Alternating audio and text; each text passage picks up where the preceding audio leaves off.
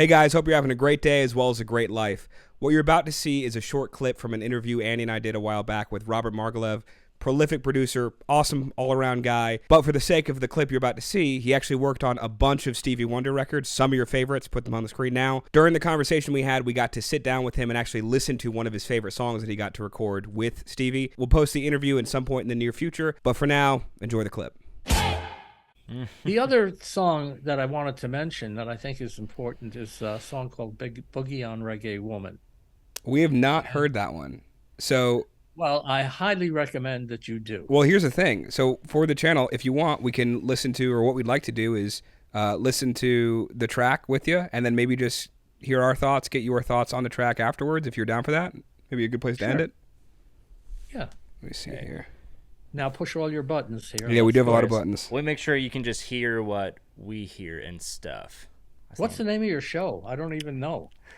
It's not important, but it's Andy and Alex. It's basically it's like a music channel on YouTube where we listen to older music, usually 60s, 70s, sometimes 80s. We don't have a huge musical repertoire or knowledge, or we didn't before starting the channel. And so we listen to music for the first time. We record our reactions to it, our reviews. So we have a back catalog when we're 16, want to see the first time we heard Stevie Wonder and watch our first reaction to it. All right, let's get with it. Let's do it.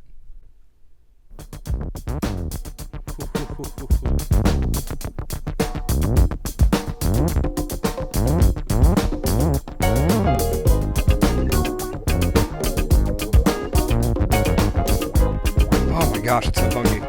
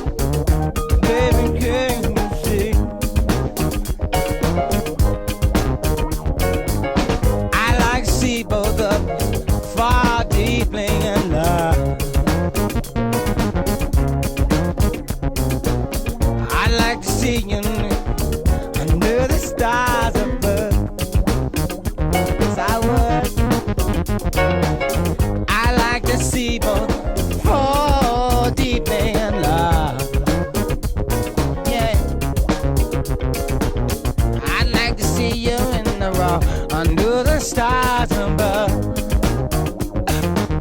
So boogie on, red woman, what a strong show. Reggae on, reggae woman, what you trying to do?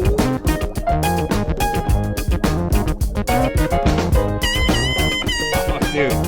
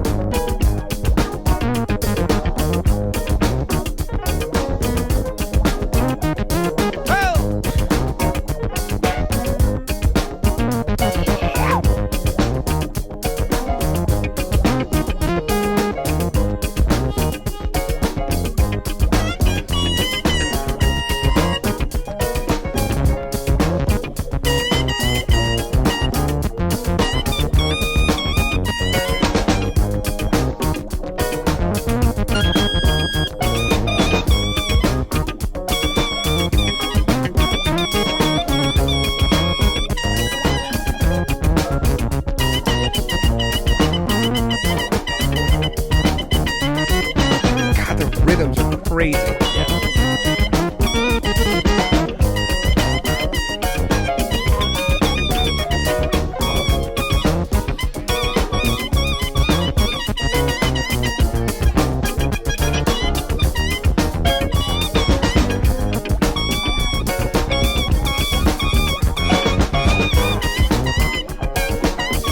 That new lead line.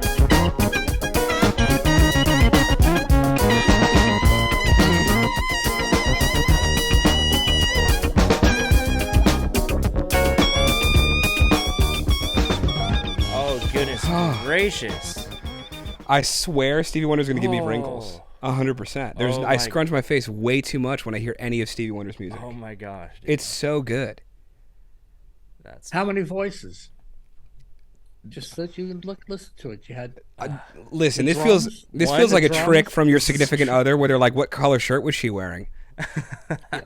the drums, basically. Okay. Okay, so the drums, there's the synthesizer, there's some sort of percussive hand drum on the right, there is the keyboard that comes in, there is Stevie Wonder's vocals, there is, it sounds like another synthesizer that comes in towards the end, there's harmonica somewhere. there's the harmonica. Very few voices. Yeah. The only true polyphony is the piano. Yeah, everything else kind of one note. Yeah. That's the simple thing of really about good R&B is the simplicity. There's no waterfalls. There's no production. Yeah. It's all essential to the song. It's a small ensemble. It's like a string quartet Yeah. in that sense, okay? The interesting thing, one of the most interesting things about the song is the bass line. Yes. First of all, problems with keyboards, okay, is that everything is intervallic. In other words, from one note to the next is a certain value. There's nothing in between the two notes, okay? So, you know, every note is a step, you know, a half a tone between each note. Whereas with a guitar, you can pull Bend the the string a little fretboard and bend the string, and that's what gives the guitar that emotional edge. Yep. And what we sought to do with the synthesizer, this is the first song, to about the best of my knowledge, that the notes bend in the song. And the reason they bend in the song is Malcolm invented the pitch bender. No way. Like the little tone wheel thing that changes the pitch? Yeah. That's insane. Well, it's way. No way, but way. Way. Okay? Way. Why? Malcolm took a model airplane controller, you know, a little Bro. joystick Yeah. thing like this, Yeah. and he put it in a metal box with a whole bunch of rubber bands underneath of it so that if you let go of the stick, it would bounce back to the center position. Wow. And then in the vertical mode, he had a VCA that controlled. We would put it on filtration, how to get the sound to wow, wow, wow, wow, Yeah. wow, wow, wow. There's no decay on that bass sound either. When you lift the note, it stops. Okay, so we put the pitch on the horizontal position, so you could push the note up or down because it's a control voltage after all. Yeah. So we had pitch on one axis and filtration on the other axis. And once Stevie got his hands on that little toy, I can imagine. Yeah. the party was over.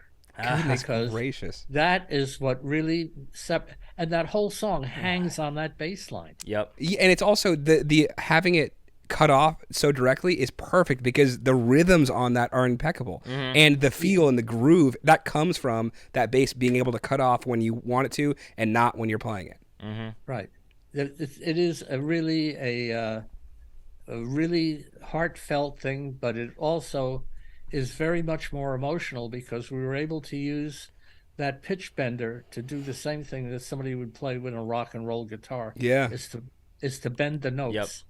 And Steve got the feeling exactly. Yeah. And it only took a couple of takes. Yeah. And he had it. Okay. But that I think is the first true pitch bender.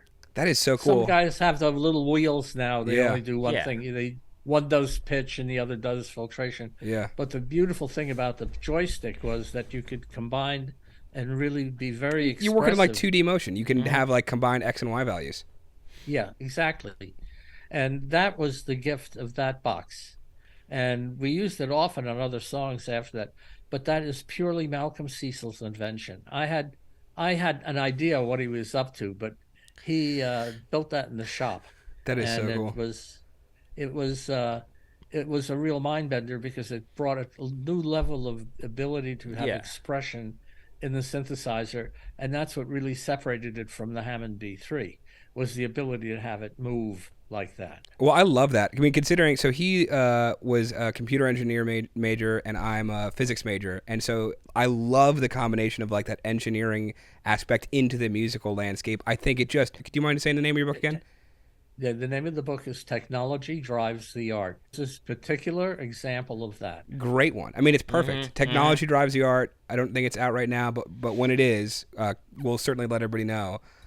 What a cool version of that. Yeah, you chose a great song to show us. 100%. Awesome. I think you guys have a wonderful concept, and I'm absolutely delighted to be a part of your effort, and I'm glad that we were able to get it together. Stay in touch. If there's anything else I can do to be of service, I'm happy to help you. Awesome. Have a great one, Robert. Have a great one, Robert. See ya. Bye-bye. All right, guys, thanks so much for watching. If you had a good time watching that video, go on to upvote the video, subscribe if you're not already. Check out some other videos here on the YouTube or on the Patreon if you want extra juicy stuff you can't get on YouTube, because